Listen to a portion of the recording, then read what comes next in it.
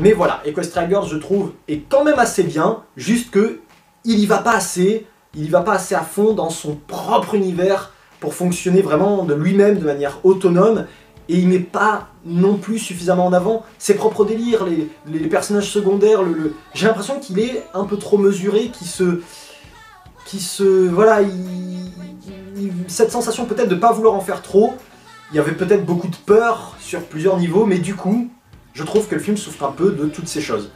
Mais quand même, ça n'empêche pas que j'ai bien aimé, j'ai apprécié, j'ai passé un bon moment, et je le reverrai quand même avec plaisir. Voilà ce que j'ai donc pensé sur le premier film Equestria Girls. On enchaîne tout de suite avec le deuxième film, Rainbow Rocks. J'adore ce film. J'adore Rainbow Rocks. Je pense que même encore maintenant, c'est mon Equestria Girls préféré, et à l'époque, ce fut une claque. Surtout après ce qu'avait donné le premier Equestria Girls, qui était sympa, passable. Rainbow Rocks, c'est fantastique. Pour moi, c'est extraordinaire. Et en fait, Rainbow Rocks a tout ce que le premier n'avait pas.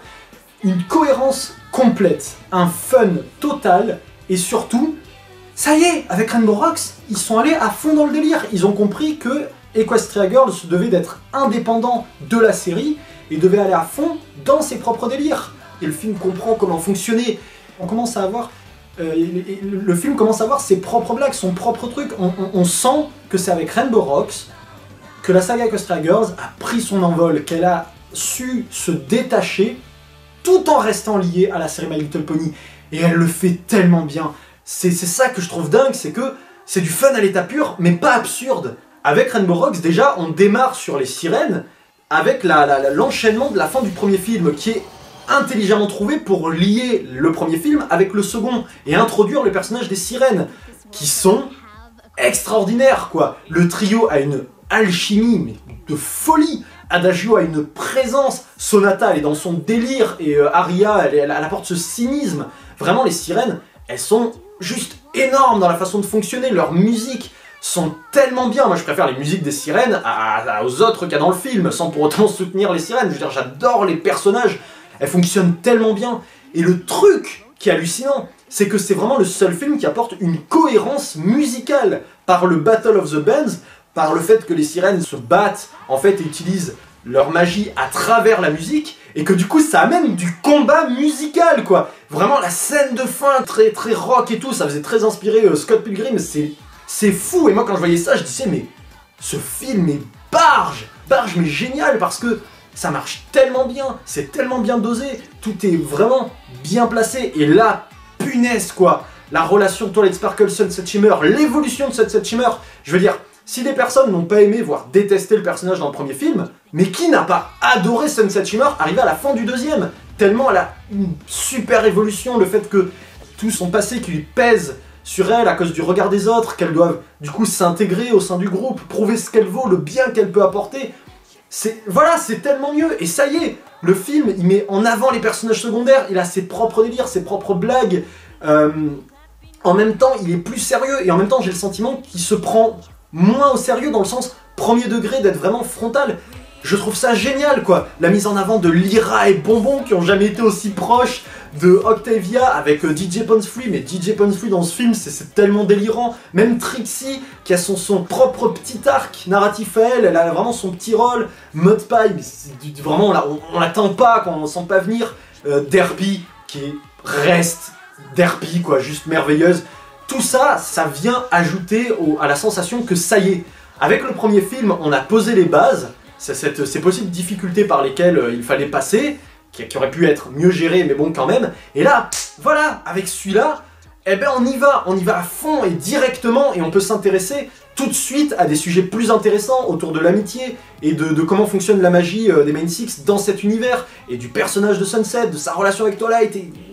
je trouve ça tellement bien, quoi. Et à chaque fois, du coup, on retrouve ce parallèle avec Sunset, qui a ici le désir de prouver sa valeur en montrant tout ce qu'elle peut faire de bien, alors que les sirènes jouent avec elle et la manipulent quelque peu, cherchant à provoquer l'effet inverse. Même Flash Sentry apporte son poids au scénario. En brisant ce premier degré qui avait été instauré, il va créer des tensions, et avant tout, je le rappelle, les événements vont le pousser à blesser Twilight. Ce qui démontre que l'histoire ainsi que la mise en scène ont beau être dingues, elles parviennent pourtant à être d'autant plus profondes et crédibles. Et tout ça, voilà, je trouve ce film parfait. Je trouve vraiment, et en plus, je le trouve encore plus magnifique, l'animation je la trouve plus belle, l'esthétique, les lumières, tout me paraît plus travaillé.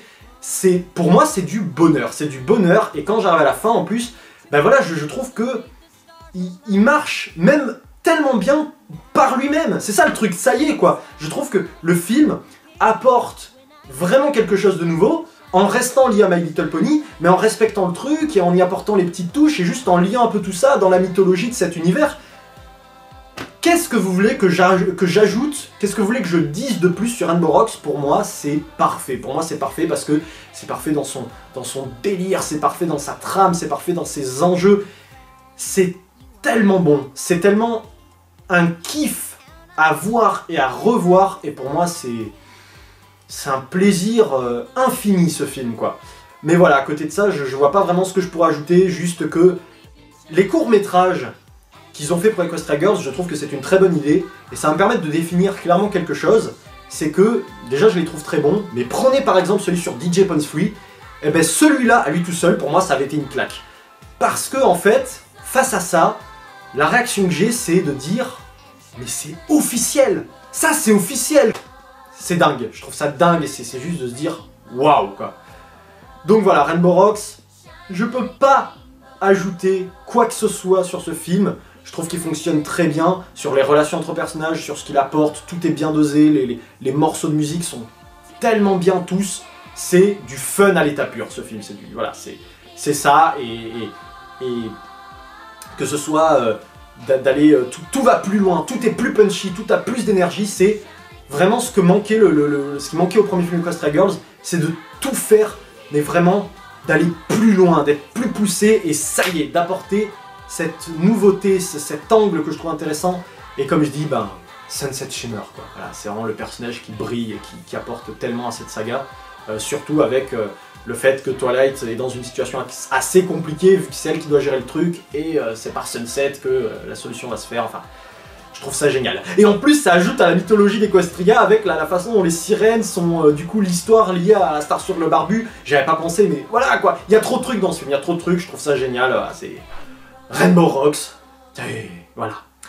Friendship is magic.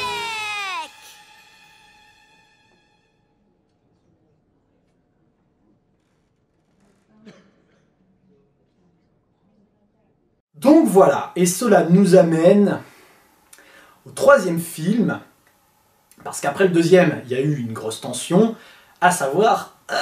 après ce que je viens de balancer sur Rainbow Rocks, vous sentez mon engouement est tel que... Qu'est-ce qu'ils vont faire avec le troisième film? Et c'est ce que nous allons voir avec